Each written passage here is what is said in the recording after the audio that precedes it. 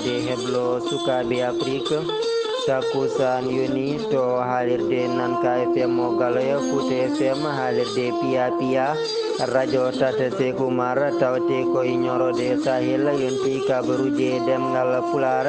ñalamo ko jeslare alarba mbiyen tati mboya marsitande ujunnaje ɗiɗi e nogas e goho ina hawra sappo e jeetati mawnum yawo ujunere e temedde nayyi e capanɗe nayyi e ɗiɗi caggal fergo nelaɗo men Mouhamadou mo Diame Kisal woni e mum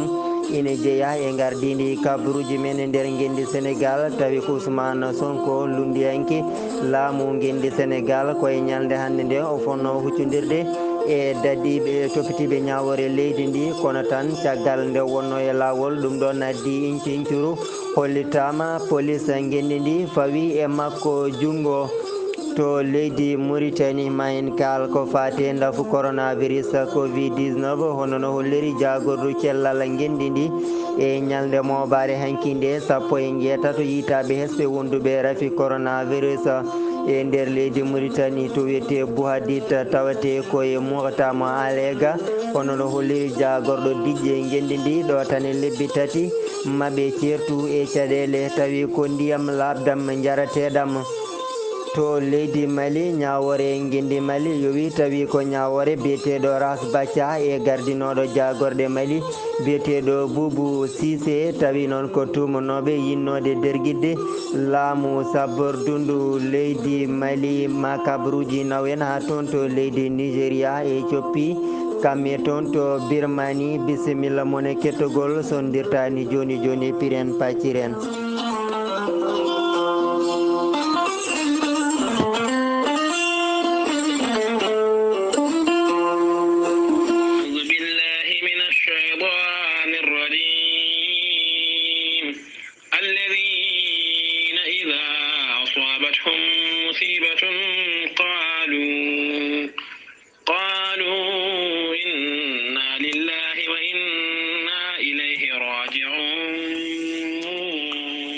Sadaqallahu al-azim ɓatake jam gondaɗo Hawa Binta Dem to Ali Wuri ko ɓi duttiɗo Sikaka Seka to leydi Gabon ko ɓi duttiɗo Mbare Pam ko ɓi duttiɗo to Ali Wuri Moussa Dawouda to Gabon ko ɓi duttiɗo Samba Cillo Waddu ko ɓi duttiɗo Abou Dem to leydi France jettinɗo Wulango ko ɓi duttiɗo eɓe ndenta kamɓe kala eɓe kabra dendagal bandiraɓe sehilaɓe e hoddiɓe kala ustare nene mabɓe biyetenoɗo Binta Labba Ngom ko talata hanki o rutti to Ali Wuri ko alarba hande o sanga 10h o wirna ɗon to Ali Wuri eɓe dutta duwawuji mabɓe kadi faade dendagal bandiraɓe guure tariɗe ko wayno dondunaɓe sadelnaɓe kedelnaɓe mbahanaɓe guiƴilonnaɓe e guure tariɗe kala arnoɓe yettinde duwawuji mum e noddinoɓe to banggue duwawuji kala dow inde ceerno Habou Diallo horejo heblo sukaɓe Afrique en noddimo duwaw kanko e dendagal maaɓe julɓe kala nde Allah jurmotomo yafomo kanko e maaɓe julɓe kala allahumma amina.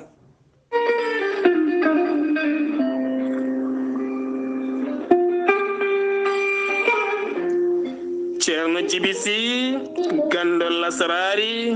laaɓaɗo ƴewgal bittuɗo leɗɗe ha heeɓi hen ko laaɓi. ceerno Djiby Sy safriyenke ngana ñabbuji cuuɗiɗi e nder ɓalli omo jogui leɗɗe ɗe ganduɗa ene safra hen banggue kene wona sappo e tati rafi woni hen leɗɗe kadi ene safra ha sappo e jeenayi rafi.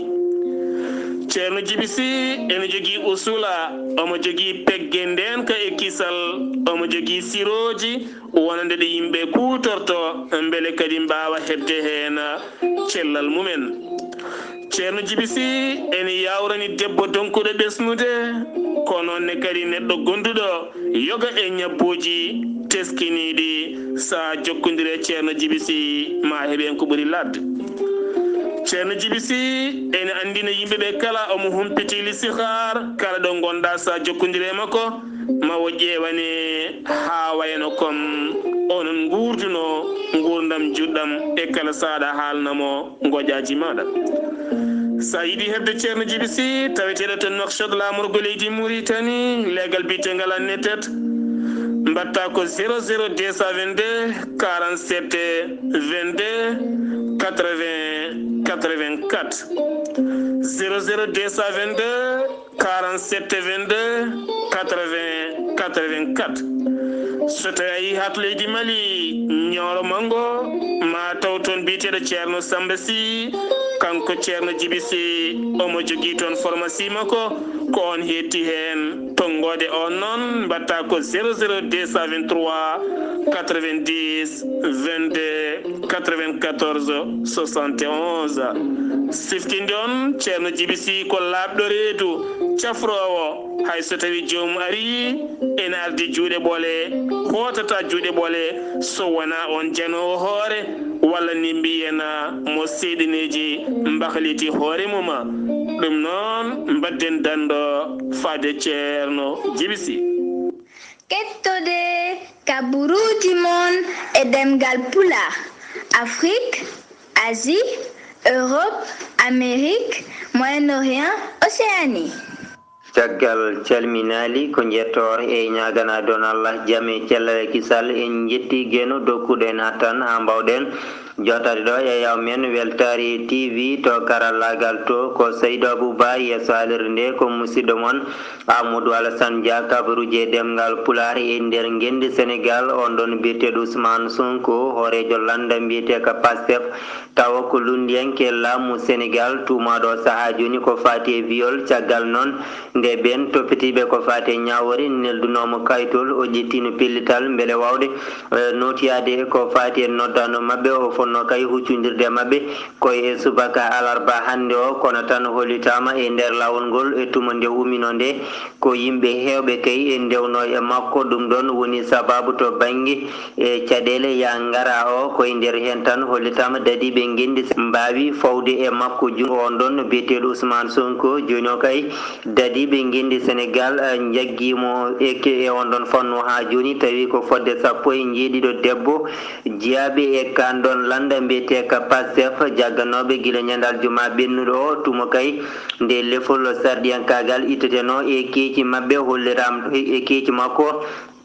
hollirama e ñalde alarba hande o ɓe natani grève de la faim ɗum ɗon noon koko fati to banggue gueddere ñamde tawi noon ɓe tawate ko toon to police mo joppol fodde balɗe joyyi koɓe goni e junggo ɓen ɗon dadiɓe koye nder ndin ɗon mbaadi tan o saaha joni kamɓene ɓe kofi juuɗe mabɓe to banggue ñamde saabu hollirde kay e mette mabɓe koɓe jagga fodde balɗe joyyi faade joni tawi ɓe gaccaka e fanno ha joni hollitama e subaka hande o e nder bori Dakar lamorgol gendi ndi seppoji kewɗi kay e mbawi yubbinede hen tawi ko yoga e sukaɓe jippima e booli ɗi wawde duppude ɗum ɗon ko ponoje e wiide kay ina gudda ɗin ɗon laabi saabu hollirde mette mabɓe faade e laamu Sénégal kono kadi dadiɓe gendi ndi kamenne mbawi darade o saaha joni beele kay e rende e ɗin ɗon gueɗeji beele kay o saaha joni falade mani huccodirde e ɓen waɗoɓe seppoji hollitama hono no holliri nden jayde wiyetende Sénégal 7 woni lawol gadaniwol e nder e dartol gendi Sénégal tawi kay ko seppoji ne jubbine ha ko ganduɗa ko hélicoptère ina weeya dow gam kay sardudeɓe e gaz lacrymogène ɗum ɗon waɗi ko toon to ngal ɗon duɗal jaabi ha tirde ngal Sek Anta Diop tuma noon nde yoga élevage sukaɓe jangoɓe toon ɓe jaltuno gam wadde seppoji tawi noon ko jaggamɓe on ɗon biyeteɗo Ousmane Sonko hollitama kay ko hélicoptère weeyanno dow ina werlo e mabɓe gaz lacrymogène beele wawde sardudeɓe ɓen ɗon yuɗɓimɓe toon seppoji jalten on ɗon fannu kalen e fannu goɗɗo tawi ko suko debbo mo inde mum Sowa jetteteɗo Ndiaye ko kam kay soka fodde duuɓi joyyi ɗum ɗon waɗi koye ñalde hanki nde ko tuma noon nde o jibinno o rutti kadi o wari guel ɗon bebbeyel hollitama noon tawi on ɗon de ko suko debbo mo ganduɗa kay ummino koye guure ladde ɗe caggal mum noon o naati toon to Dakaru lamorgo gendi Sénégal tawi o yarateno ko o yarate ko duuɓi sappo e jeenayyi e nder hen noon o wawino kay jokkodirde e gorko goto tawa noon ko coosoho e nder hen noon nde yeehi kay ha o tini e hoore makko ko cowiɗo nde o haalani ɗum on ɗon suka gorko on kay kañum salinoma so wiide wona kam jeeyi e ngel ɗon ɓinguel ɗum ɗon nde woni sababu kankone e nder ɗen ɗon mette nde o jibini nde tan o yooɓi fittandu ngel ɗon bebbeyel ko ɗum woni sababu ɓen toppitiɓe ko fati e ñawori guindi Sénégal nde o jagga o rewna e lawol joni o sokama fodde duuɓi 5 kaalen hono kan ɗon ɗum ɗon ko toon to wiyete ñaninga hollitama tan ñande alerte faade jamma altino ko ɓiɗɗo guindi France ko kanko kay fittandu mum yooɓa ɗum ɗon ko toon to wiyete ñaning tawi noon koye nokku mo ganduɗa kay on ɗon nokku noon ko nokku joɗɗo no feewi to yimɓe garata e kala saaha wadde ɗum ɗon ko wiyete tourisme woni kay wangiyankagal aroɓe gam e on ɗon diwan koye nder hen tan on ɗon kay fittandu mum wawi yoɓede toon to wiyete ñaninga goppen ko fati to banggue ɗin ɗon wargoji kalen ko fati e rafi coronavirus covid-19 hono no holliri jagordu cellal guindi ndi e ñalawma alarba hande 3 lewru mars hitandu ujunnaji 2021 ko fodde ujunnaji 217 woni holkisanoɓe so gondano e ndafu covid-19 e nder hen ko temedde ɗiɗo yimɓe joyo woni yitaɓe hesɓene gondi e rafi coronavirus hen capanɗe jeeɗiɗo keeɓi rafi o koto banggue jotodiral hay goto ittani ɗum caggal leydi temedre e capanɗe 35 ɓen guittira fo koto banggue communautaire yimɓe raɓaɓe tawi hay goto anda holla dabɗo ɗumen fodde temedde ɗiɗo e 17 kefti cellal mumen e nder waktuji 24 jawtuɗi ɗi e nder hen kadi o saaha joni fodde capanɗe 46 ina tampi ko ma ballite to banggue fofango e nder waktuji 24 jawtuɗi ɗi fodde yimɓe jeetato mbasi pitali mumen e nder guindi Sénégal tawi sababu o ko ndafu coronavirus ɗum ɗon yettini doggol wonduɓe rafi covid-19 e nder leydi Sénégal capanɗe 35 ujunere yimɓe capanɗe 37 tawi hen 29 ujunere temedde jeegom yimɓe 20 kefti cellal mumen temedde jeetato capanɗe jeenayo e jeegom ko wasi hen pittali mumen o saaha joni tawate e nder cuuɗi cafrorɗi ɗi ko ujunnaje 4 e temedde 5 e yimɓe 20.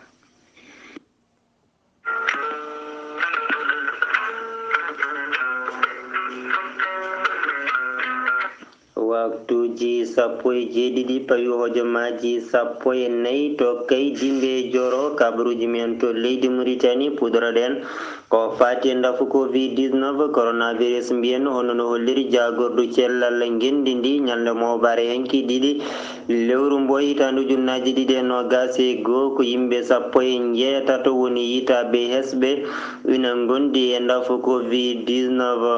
ɗo tan e lebbi tati ma wuro wiyetengo Bouhadid seere e ŋakkede ɗum ɗon koko fati e ndiyam labdam jarateɗam haali ɗum ko jagorɗo kalfinaɗo gueɗe jagorɗo kalfinaɗo ko fati e diƴƴe leydi Mauritanie e tuma noon nde wonno jillu to on ɗon diwan to wiyete Bouhadid tawate koye nder Mukata mo alega kanko Sidi Ahmed Wul Mohammed o holliri tan ko ɓoyata e nder lebbi tati ma wuro wiyetengo Bouhadid waw sertude to banggue caɗele ndiyam ko tuma noon nde ɓe mbawno fewnanede o saaha joni on ɗon sato dow bawɗo rokkirde wuro ngo ndiyam labɗam jarateɗam o holliri ɗum ɗon jeeya koye pellit horejo leydi ndi Mohammed Wuld Sekel Ghazouani ko fati haala on ɗon gonnoɗo horejo leydi Mauritanie Mohammed Wuld Abdoul Aziz joni de laamu ngu ƴetti pellital kala kay ko hefta to banggue jawdi makko ma waɗe e on ɗon boñ beteɗo CDD ɓe kolliri tan hankkadi kay kala ko wawi heɓede to banggue ndin ɗon jawdi gonnoɗo horejo leydi ndi Mohammed Wuld Abdoul Aziz ma waw waɗede on ɗon nokku tawi noon kanko omo tuma to banggue ɗum ɗon ko wiyete mbuñari kadi joni o ina tuma kay yogaɓe ina mofti wonande ngaluji makko laamu ngu woni koye peeje beele wawde hebde ɗin ɗon ngaluji kanko on ɗon gonnoɗo horejo leydi ndi tawi noon ko ngaluji ɗi laaɓani ɓoyata ma ko fa toon to wiyete timbe dara ma waw udditede toon nokkure to moftete kocce kosam mbiyen tawi noon koye nder ha joni laamu leydi Mauritanie on ɗon société Mauritanie to pitiɗa ko fate kocce wawi joɗodade e ɓen aynaɓe e tawtorede hakem mo wuuro wittengo timbe dara biyeteɗo Mohamed Wul Abdallahi o holliti tan koye nder nden ɗon jonde hakkude mabɓe e yogaɓe e aynaɓe tawateɓe on ɗon diwan koye nder ndin ɗon mbaadi tan o saaha joni maɓe mbaw wadde ɗon nokkure moftirde kocce ɗum ɗon noon ko beele wawde haɓɓe wallidde ɓen ɗon aynaɓe e to banggue kisal wonande kocce ɗe kono kadi wawde kadi ƴellidde to banggue faggudu to banggue ndun ɗon faggudu e on ɗon fannu o holliri to banggue kadi wawde haɓade ɗum ɗon ko wiyete jonde wasam gollago kamɓe ɓen ɗon aynaɓe ne ɓe kulliri ɗum ɗon so tawi waɗama ko ɗum hunde moƴƴere no fewi wonandeɓe saabu kay so tawi ndungu ngu moƴƴi kay ko heewi to banggue ɗen ɗon kocce heewi ko bonde e nder hen tawi tawtorama ɗum on ɗon waali mo hodel sharqi e wondude kadi e yogaɓe joɗaniɓe laamu ngu e on ɗon diwan e aranɓe jagordu halfinadu ko fati e banggue ɓamtare dowri ha joni e nder gendi Mauritanie caggal jillu jagorɗo kalfinaɗo gueɗe nder leydije Mohamed Salem Wul Merzo ngo wanno toon to leydi Mali o wawino joɗodade e ɓen ardiɓe laamu sabbordu leydi Mali jondeli kewɗi noon tawi o saaha joni woni yidde mabɓe ko fewnide keeri hakkude leydi Mauritanie e leydi Mali beele kay wawde feccude ɗum no hannirta niyete finoɓe to legal biyetengal sapara tawate koye nder Nouakchott wuuro lamorgo guindi Mauritanie tawi ko toon to wiyete Tousnin e Nouakchott banggue rewo kamɓene de o saaha joni ɓe kolliri ŋakkere ndenka ko ɗum woni ko teska e ngal ɗon legal sapara tawi noon e wiide mabɓe ɓe ɗanotako mani ɓe ɗanorto ko guitel gotel woni sababu mum noon ko wuyɓe ɓe ganduɗa kay ina gara e kala saaha jana e galleji hono no holliri on ɗon biyeteɗo Hadiatou Mintou Mohamedou e nder hen o holliri so yeehi kay ha jamma wari ɓen wuyɓe tawi ko joguitiɓe ko fati to banggue labɓe ha e ko nandi hen ko kamen kewi arde jana e ɗin galleji nawa ko wayno téléphone portable ha e ngaluji e ko nandi e ɗum ɗon sen gummima leydi Mauritanie paɗen koto leydi Mali tawi ko ñawore leydi Mali dirtini ñawore ɓen ɗon e tumanoɓe yinnode derguidde laamu sabbordu ndu leydi Mali on ɗon tawi ko animateur biyeteɗo Ras Bathia e mennoɗo wonde gardiɗo jagorɗe leydi Mali e laamu Ibrahima Boubacar Keita woni Boubou Cissé e nder hen ñawore gendi ndi dirtini ɗum ha ko fayi arde ha joni e nder gendi Mali caggal inde ɓen ɗon dokti gollotoɓe to banggue safaro ƴetti pellitte ngam wadde greffe hofgo juuɗe ɗum ɗon on dumoto ko fodde balɗe sappo tawi kay ko e nder ñalde mobare hankinde to Bamako wuuro lamorgo ngo jagorɗo kalfinaɗo ko fati to banggue cellal wawi joɗodade ɓen ɗon syndicat ji ko fati to banggue safara gendi ndi beele tan o saaha joni maɓe mbaw kay e dañjude to banggue ngal ɗon pamodiral beele safroɓe ɓe ina mbawa artude golle mumen no hannirta ni saabu tan o saaha joni gonaɗo so tawi kay ko ina fota wonde nokkuji woni cuuɗi safrorɗi 5 so tawi dartini golle mumen e nder leydi ndi guila ñande altine nde ɗum ɗon ma batti no fewi e nder ɓesguji ɗi saabu ɗo yimɓe goni e caɗele dafu Covid-19 kono kadi ha e caɗele goɗɗe ko ɗum woni sababu jagorɗo o kam wondude jagorɗo kalfinaɗo ko fate golle eɓe mbawi joɗodade e ɗin ɗon syndicat ji woni yidde mabɓe ko beele eɓe dañja o saaha joni pamodiral ɓen ɗon safroɓe mbawa ruttitade e golle mumen no hannirta niyete woɗɓe wiɓe ina mbaɗa grève ha joni de e nder gendi Mali ko ɓen ɗon doknoɓe tawi ko otoji mawɗi woni camion ngaji ɗi kamɓene ɓe kolliri ñande 23 lewru mboy mars ndu gonɗen ndu koɓe waɗoɓe grève ɗum ɗon noon kadi ɓe kalani on ɗon grève woni gonɗon hofgo juuɗe nde holɗo haɗata kono kamɓe kaali ɗum ko ñande altine goo lewru mboydo gonɗen ndu e wiide mabɓe kamɓene yo wamuloyo laamu sabbordu Mali waw kay ƴettandeɓe peeje e fannu mabɓe o saabu tan kamɓene de gonka mabɓe ka ina muusi tawi noon ɓe kaali ɗum koye tuma nde ɓe ndenduno toon to wiyete Médina Kouro tawate koye nder Bamako wuro Lamorgo Ngendi Mali.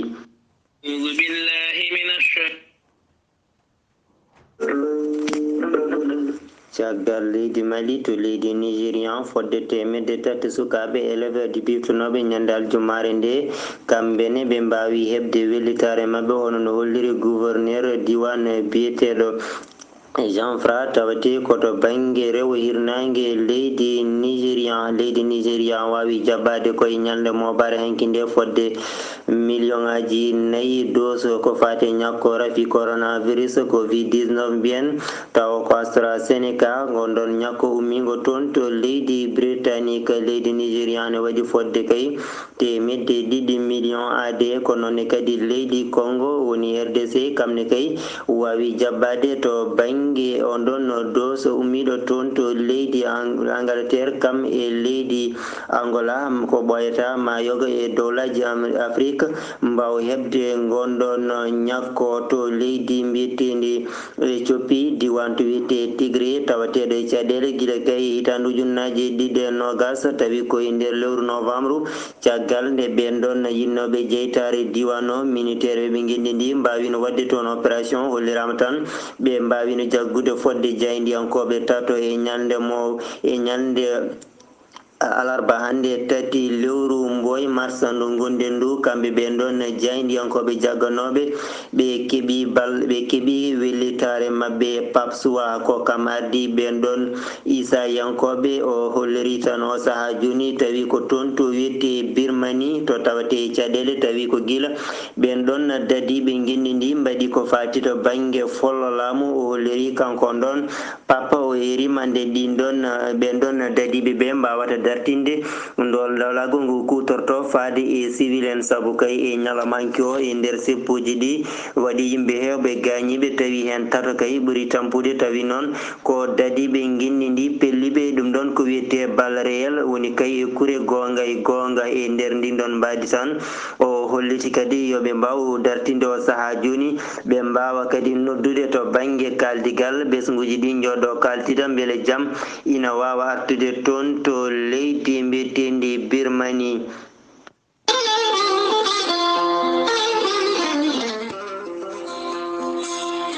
gasi ha laaɓi ceer ko tongunoɗen kumpitere ɗemgal pulare kikiɗa hande o